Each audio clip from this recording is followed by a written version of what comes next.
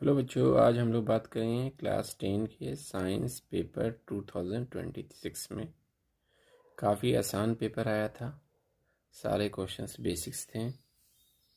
जो भी बच्चा बुक अच्छी तरह पढ़ा होगा वो सारे क्वेश्चंस करके आएगा, जैसा कि आप देख सकते हैं।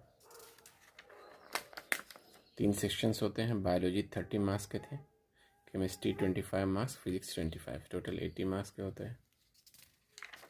बायोलॉजी में डायग्राम बेस्ड क्वेश्चंस थे जो बुक से थे, बुक से बाहर से नहीं थे। काफ़ी सिंपल आसान क्वेश्चंस थे।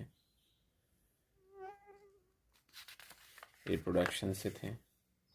जो भी बायो का सिलेबस था उन सारे चैप्टर से क्वेश्चंस थे और डायरेक्टली बुक से लाइन उठाया हुआ क्वेश्चंस था। ऐसा नहीं कि बहुत ज़्यादा ट्विस्ट किया हुआ है, ऐसा कुछ नहीं था। काफ़ी आसान पेपर थे।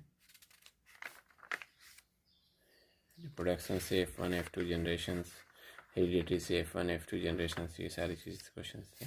रिप्रोडक्शन से क्वेश्चंस थे। जो भी सिलेबस था बायो का, जो चैप्टर, उन सब चैप्टर से थे। केमिस्ट्री की बात करें तो केमिस्ट्री क्वेश्चन काफ़ी आसान था, बहुत ज़्यादा आसान था। स्टेटमेंट इक्वेशंस पे बेस्ड क्वेश्चंस थे।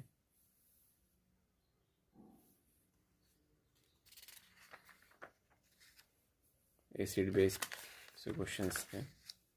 सारे के सारे क्वेश्चंस एकदम बेसिक से थे।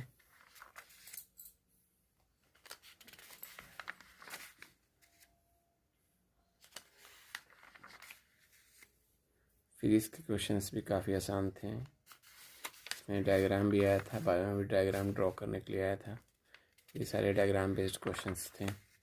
केस बेस्ड क्वेश्चन तो बुक से नहीं आते हैं, वो बुक चैप्टर पर कंसेप्ट पर बेस्ड होते हैं।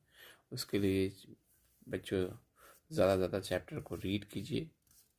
जो आप शुरू से बुक, जिस बुक से पढ़ते हैं उसी बुक को बाद में एग्ज़ाम के टाइम भी उसी बुक से रिवाइज़ करना।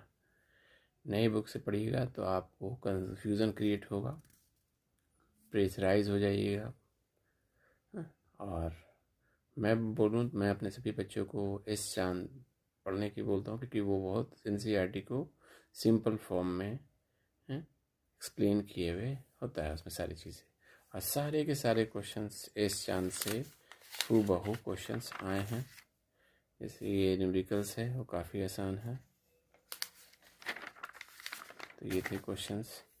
9 से 10th में जाने वाले बच्चे जो अगली बार वोट देंगे, उनके लिए यही एडवाइस है कि ज़्यादा से ज़्यादा बुक को रीड करें, बुक से जो अपने नोट्स बनाएं।